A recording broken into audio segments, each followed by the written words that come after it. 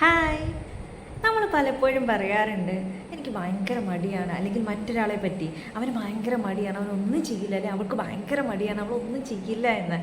അതേപോലെ തന്നെ നമ്മളും ചിന്തിക്കാറുണ്ട് എന്തോ എനിക്കൊന്നും ചെയ്യാൻ കഴിയുന്നില്ല, ഭയങ്കര ക്ഷീണം, ഭയങ്കര ടയേർഡാവുന്നു, ഒന്നിനും കഴിയണില്ല, കൈയും കാലുമൊക്കെ കുഴഞ്ഞു പോകുന്ന പോലെ, ഞാനൊന്ന് കിടക്കട്ടെ, ഒന്നിനും കഴിയണില്ല എന്ന് പറഞ്ഞ് നമ്മൾ ഈ കിടക്കുന്ന സമയത്ത് നമുക്കെന്തോ വയ്യാഴികയുണ്ട്, അല്ലെങ്കിൽ നമുക്കെന്തോ ഒരു ബുദ്ധിമുട്ടുണ്ട്, ആ രീതിയിലേക്ക് നമ്മൾ പോകുന്നതിന് പകരം ഈ നമുക്ക് മടി വരുന്നുണ്ടെങ്കിൽ, അല്ലെങ്കിൽ നമ്മുടെ കൂടെയുള്ള ഒരാൾക്ക് മടിയാണ് കാണുന്നതെങ്കിൽ, ശരിക്കും മടി എന്നൊരു പ്രോസസ്സ് വരുന്നത്, മടി ഉണ്ടാവാനുള്ളൊരു റീസൺ എന്ന് പറയുന്നത് നമ്മുടെ ലൈഫിൽ ഉണ്ടായിട്ടുള്ള എന്തെങ്കിലും ഒരു പ്രശ്നമായിരിക്കും, എന്തെങ്കിലും ഒരു പ്രയാസമായിരിക്കും. നമ്മളെ അലട്ടുന്ന ഒരു പ്രയാസത്തിൻ്റെ പ്രതിഫലനമായിട്ടായിരിക്കും ഈ മടി വരുന്നത്.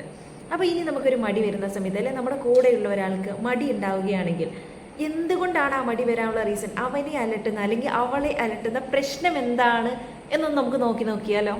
നിങ്ങൾ റെഡിയാണോ? Okay, thank you.